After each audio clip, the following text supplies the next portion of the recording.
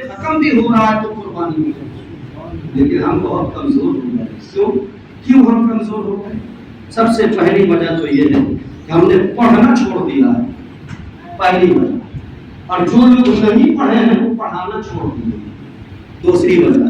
تیسری وجہ، جو لوگ پڑھ چکے ہیں اس پہ عمل کرنا چھوڑ دیا ہے۔ تو سب جگہ چھوڑے ہیں تو دنیا آپ کو پکڑے گی کیسے؟ آپ نے قلم چھوڑ دیا، آپ نے کاپیاں چھوڑ دی، آپ نے کتابوں کا مطالعہ چھوڑ دیا، آپ نے اس پہ عمل چھوڑ دیا۔ جب چھوڑ ہی رہے ہیں تو پھر دنیا والوں نے بھی آپ کو چھوڑ دیا۔ لیکن جو قوم آج بھی پڑھ رہی ہے، پڑھا رہی ہے، آج بھی عمل کر رہی ہے، قوم یہ دنیا کے جتنے بھی اقوام ہیں سب اسے پکڑ کر رکھنا چاہتی ہیں۔ کیوں؟ اس لیے کہ ہماری ضرورت کیا ہے؟ ہماری ضرورت حضرت ابراہیم علیہ السلام ہے، 80 سال کی عمر ہے۔ علامہ ابن کثیر کو اٹھا لیجئے تو آپ فرماتے ہیں 120 سال کی عمر ہے۔ علامہ آلوسی کو اٹھا لیجئے تو آپ کہتے ہیں 97 سال کی عمر ہے۔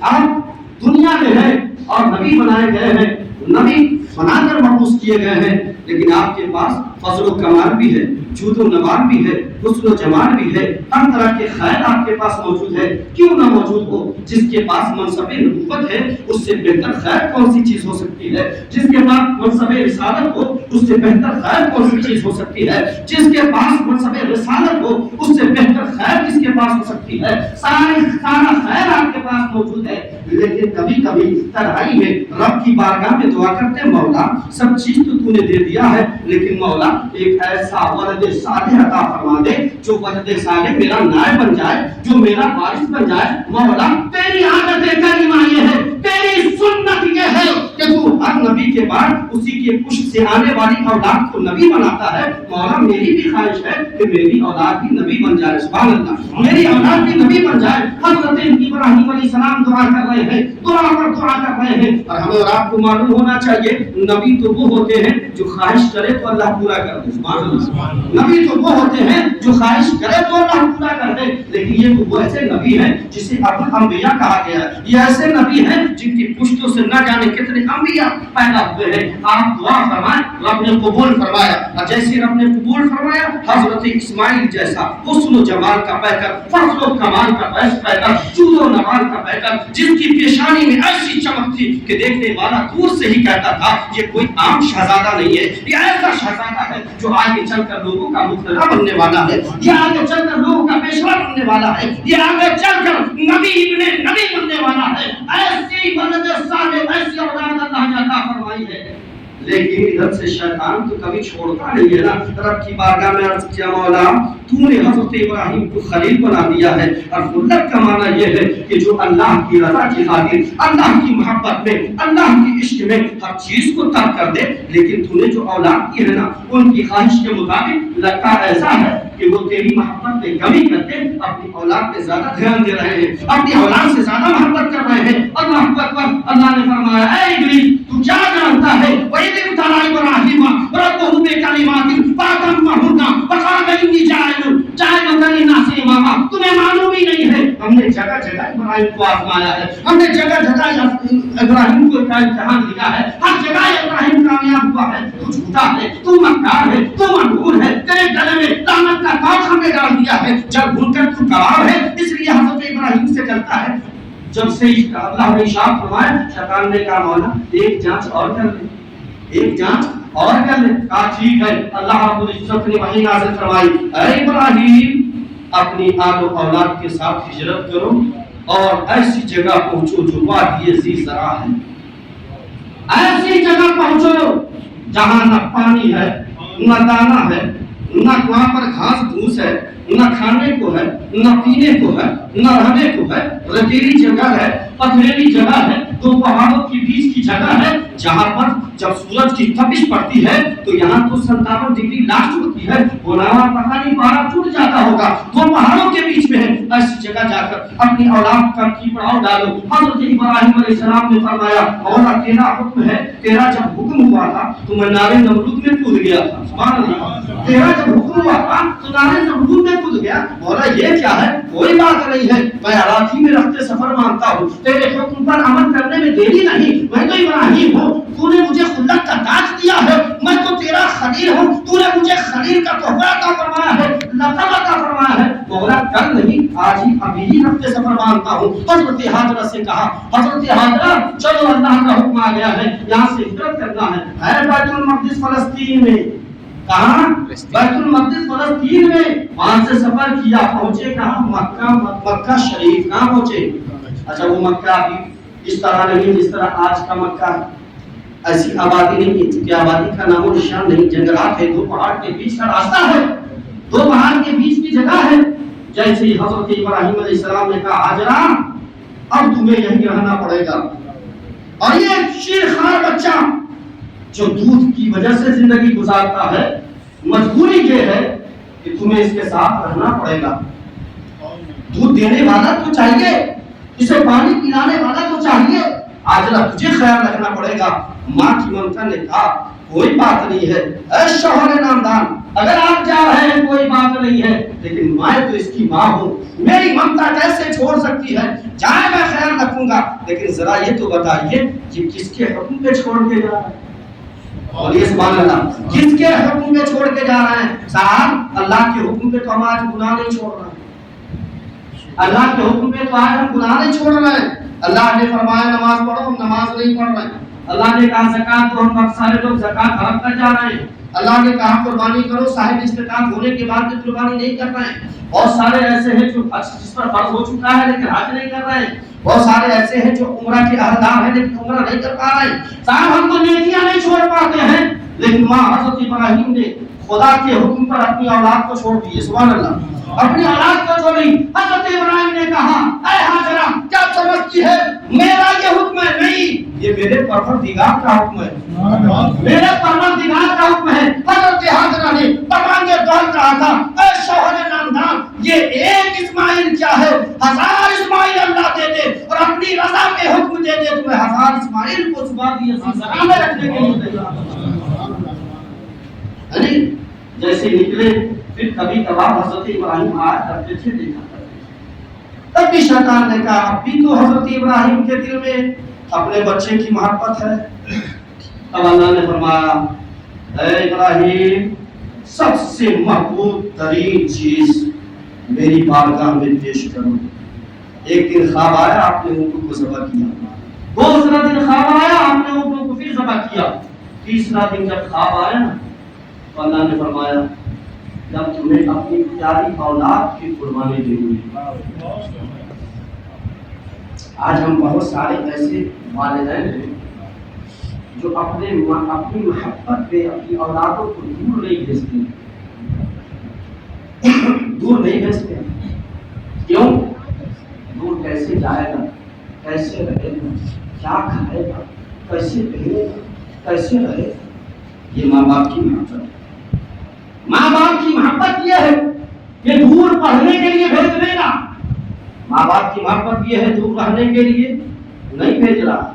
لیکن یہاں دیکھیے حضرت ابراہیم اپنی اولاد جس کو 97 سال کی عمر میں اللہ رب العزت سے مانگ کر لیا ہے، بڑی تمناؤں کے بعد، بڑی آرزوؤں کے بعد، بڑی خواہشات کے بعد، بڑی التجاؤں کے بعد اللہ نے ایک بچہ دیا، ایک اولاد دی، اسے بھی آج بات یہ سی ذرا میں چھوڑ کر جا رہے ہیں۔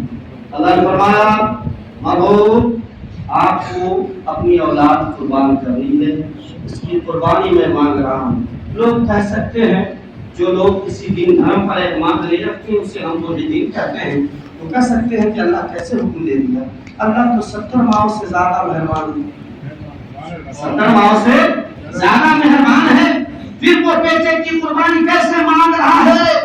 اس کے لیے جواب یہ ہے کہ اللہ آزمائش پہ ڈالتا ہے، اور اللہ خود فرماتا ہے جب میں آزمائش پہ ڈالتا ہوں بندہ کھڑا اتر جاتا ہے تو میں اسی جیسا پھر دے دیتا ہوں یا اس سے بہتر دے دیتا ہوں، اسی جیسا دیتا ہوں یا اس سے بہتر۔ حضرت ابراہیم کو حکم ہوا، اور پتا ہے عمر کتنی ہے حضرت اسماعیل کی؟ 9 سال۔ اٹھا کے دیکھیے ابن کثیر، اٹھا کے دیکھیے ابن جری، تفسیر ابن جری، اٹھا کے دیکھیے دیگر کتابوں کو، 9 سال کی عمر ہے صاحب۔ ہمارا بچہ 9 سال کا ہو تو صحیح سے کھانے کی تمیز نہیں، صحیح سے پہننے کی تمیز نہیں، صحیح سے اوڑھنے کی تمیز نہیں، صحیح سے لکھنے کی تمیز نہیں، صحیح سے سوچنے کی تمیز نہیں، لیکن وہ حضرت اسماعیل ہے جو نبی ابن نبی ہیں۔ اللہ رب العزت نے ایسی مربوط عقل عطا فرمائی تھی، ایسی مربوط سمجھ عطا فرمائی تھی کہ حضرت ابراہیم جلیل القدر نبی ہیں، آپ اپنے بیٹے سے مشورہ لے رہے ہیں۔ کیا لے رہے ہیں؟ مشورہ۔ اور عمر کتنی ہے؟ 9 سال۔ کیا فرمایا؟ یا بنی انی ارا فی المنام انی اصبحک فانظر ماذا تری۔ قرآن کہتا ہے حضرت ابراہیم نے اپنے بیٹے کو بلایا، حضرت اسماعیل کو، کہا بیٹے میں نے خواب میں دیکھا ہے کہ میں تجھے شہید کر رہا ہوں، تیرا کیا خیال ہے؟ آج کا بیٹا ہوتا کہتا باپ قصائی ہے، باہر نکل کر شور و غل کرتا، لوگوں کو بلاتا، میرے باپ کی نیت ٹھیک نہیں ہے، میرے استاد کی نیت ٹھیک نہیں ہے، لیکن دیکھیے بیٹا ابن بیٹا یہ نبی ابن نبی ہے۔ آپ نے کہا یا ابتی افعل ما تؤمر ستجدنی ان شاء اللہ من الصابرین۔ اے میرے بابا جان میں جانتا ہوں آپ کا جو خواب ہے وہ شیطانی خواب نہیں، رحمانی خواب ہے۔ آپ کا جو خواب ہے وہ خواب رحمانی ہے، شیطانی نہیں، اس لیے کہ نبی کا خواب بھی جو ہوتا ہے وہ بھی وحی الہی ہوتا ہے، وحی الہی ہے۔ اے میرے والد گرامی جس کا اللہ نے آپ کو حکم دیا ہے آپ کو ڈر گزریے، اور انشاءاللہ بیٹا میں آپ کا ہوں، میں اس تک نہیں کروں گا بلکہ میں بھی انشاءاللہ صابر و شاکر کروں۔ کیا ہوا؟ نکلے تھے لے کر، حضرت حاجرہ سے کہا انہیں تیار کرو، 9 سال کا بچہ ہے۔ کہا کہاں لے کر جا رہے ہیں؟ کہا میں اپنے بڑے دوست کے پاس لے جا رہا ہوں، مہمانی ہے آج۔ خلیل کا معنی دوست ہوتا ہے، کیا ہوتا ہے؟ دوست۔ کہا میں اپنے دوست کے پاس لے جا رہا ہوں، مہمانی ہے۔ تیار کی کس نے؟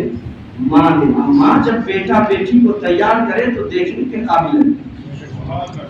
کبھی دیکھیے کسی کے گھر میں ایک چشم و چراغ ہو یا ایک بیٹی ہو اور کوئی اچھا موقع آ جائے تو پھر اس کے کپڑے کو دیکھیے، اس کے حسن و جمال کو دیکھیے، ان کی آنکھوں کو دیکھیے، اس کی پیشانی کی چمک کو دیکھیے۔ اللہ اکبر، ایک ہی بیٹا ہے حضرت حاجرہ کو مراقبہ آ گیا ہے کہ مہمانی کرنی ہے، ایک بڑے مہمان کے مہمان نوازی ہے۔ اللہ اکبر، تو کیسے سجایا ہوگا حضرت حاجرہ نے اپنے بیٹے کو، سجایا۔ چپکے سے حضرت ابراہیم نے چھری لے لی، ایک رسی لے لی، جب بڑھے نا تو شیطان کے پیٹ میں مرور ہوا۔ آج ہمارے پاس بھی شیطان ہے، وہ شیطان کچھ وہ ہے جو انسانی شکل ہے اور کچھ وہ ہے جو اپنی حقیقی شکل ہے۔ جب کوئی اچھا کام کرنے کا ارادہ کیجیے تو سب سے پہلے اندرونی شیطان جو ہے وہ پیٹ میں مرور مارتا ہے، اور جب اس کے ہیلے بہانے کو آپ نظر انداز کرتے نا تو پھر باہر والے کو اور بناتا ہے کہ دیکھو یہ کیا کرنے جا رہا ہے، ہاں کیا کرنے جا رہا ہے۔ ہمیں بھی بچنا ہے اور ان شیطانوں کو بھی پہچاننا ہے جو شیطان انسان کی شکل میں، جو شیطان انسان کی شکل میں کیسے نکلا۔ حضرت ابراہیم سے پہلے حضرت حاجرہ کے پاس شیطان، تمہیں معلوم ہے حضرت اسماعیل کو کہاں لے کر گئے حضرت ابراہیم؟ کہاں لے کر گئے؟ مہمانی کے لیے۔ کہاں گئے ہیں؟ مہمانی کے لیے۔ اچھا تمہیں معلوم نہیں، وہ اپنے بیٹے کو شہید کرنے لے گئے۔ اچھا ایسا بھی ہوتا ہے کیا؟ بالکل نہیں ہوتا۔ باپ اپنے بیٹے کو شہید کرے، قتل کرے، ایسا نہیں ہو سکتا۔ یعنی تمہیں معلوم نہیں ہے، اللہ نے حکم دیا، اس نے کہا سچ بات کہہ گیا۔ کیا کہہ گیا؟ سچ بات کہہ گیا کہ اللہ نے حکم دیا ہے۔ حضرت حاجرہ نے کہا تو شیطان مغرور معلوم ہوتا ہے۔ حضرت حاجرہ نے کنکریاں اٹھائی، چہرے پہ مار کا بھاگ جا، یہ ایک اسماعیل ہے، سن اللہ اگر مجھے 1000 اسماعیل دے دے اور رب کا حکم ہو جائے تو رب کی رضا کے لیے ابراہیم چھوڑو۔ حاجرہ اس کی گردن پہ تلوار چلاتی چلی، چھریاں چلاتی چلی، بھاگا بھاگا حضرت ابراہیم کے پاس۔ آپ تو بات کریں تھوڑا بہت دیر ہم نے کمزور کا شیطان راجا کہ تو ایسی کنکری ماروں گا نا تیری نسل در نسل یاد رکھے گی۔ اللہ نے فرمایا بابو مار دے، مار دے ساتھ کنکریاں۔ اب سن تو کہہ گیا ہے میں اپنے قسم کھا کر کہتا ہوں رہتی دنیا تک جس طرح حضرت حاجرہ نے 7 کنکریاں ماری ہیں اور تو نے بھی 7 کنکریاں ماری، رہتی دنیا تک اس شیطان پہ تمہارے ماننے والے کنکریاں مارتے رہیں گے، کنکریاں مارتے رہیں گے۔ اور سنیے ایک نقطہ بات ختم، اللہ نے ایسی ذات کو قائم رکھا ہے، ہمارا دین وہ دین فطرت ہے جو یادوں کو مٹاتا نہیں ہے، یادوں کو برقرار رکھتا ہے، مٹاتا نہیں ہے، یادوں کو برقرار رکھتا ہے۔ یہ دیکھیے صفا مروا کا چکر کیا ہے، حضرت حاجرہ کی دور کی یاد ہے، یہ آب زمزم کیا ہے، حضرت ابراہیم سے حضرت اسماعیل کے قدموں سے نکلنے والا پانی ہے، یہ حجر اسود کیا ہے، حجر اسود وہی ہے کہ جنت سے پتھر آیا، یہ مقام ابراہیم کیا ہے، یہ وہی پتھر ہے جس پہ حضرت ابراہیم کھڑے ہو کر کے بنا ڈالی، بولیا یہ جتنے بھی قربانیاں ہیں بنا میں یہ کیا ہے، یہ بھی تو یاد ہے حضرت ابراہیم اور حضرت اسماعیل کی، وہ یا اسلام مجاز دے رہا ہے اور اللہ رب العزت کی سنت و عادت مجاز دے رہی ہے۔ اے لوگوں سنو، اچھے اعمال کو برقرار رکھا جاتا ہے اور بزرگوں کی یادوں کو برقرار رکھا جاتا ہے، اسے مٹایا نہیں جا سکتا۔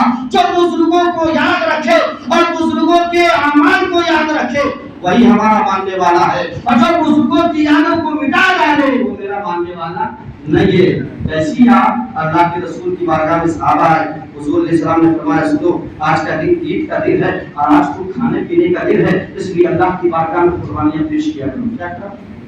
قربانیاں پیش کیا کرو۔ تو صحابہ نے کہا یا رسول اللہ حضور یہ قربانی ہے کیا؟ کہا ہے سنت ابیکم ابراہیم علیہ السلام، یہ تمہارے باپ حضرت ابراہیم کی سنت ہے۔ حضور وما لنا فیہا یا رسول اللہ، حضور تو پھر اس میں ہمارے لیے کیا ثواب ہے؟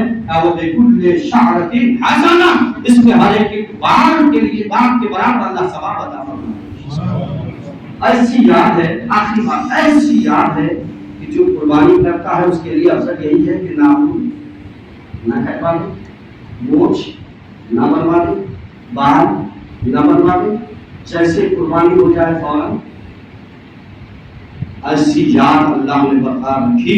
تو مصطفیٰ جان رحمت نے فرمایا جو قربانی کرے اس کے لیے چھوڑ دو، جو قربانی نہ کرے وہ بھی اگر حضرت ابراہیم کی یاد میں اپنے ناخن کو ان دنوں میں بڑھا لو، اپنے بال کو ان دنوں میں بڑھا لو، اپنے مونچھ کے دنوں میں بڑھا لو اور 10ویں تاریخ کو وہ کٹوائے حضرت ابراہیم کی یاد میں کرنا، اسے بھی ثواب عطا فرمائے۔